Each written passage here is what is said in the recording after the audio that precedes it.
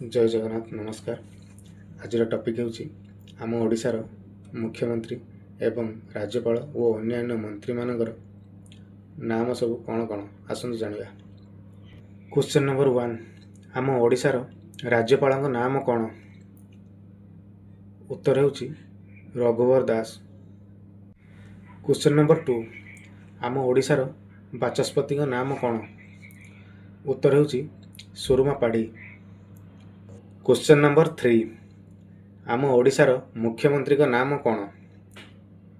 उत्तर होची मोहन चरण माझी। क्वेश्चन नंबर 4, आम ओडिशार उपमुख्यमंत्री नाम कौन?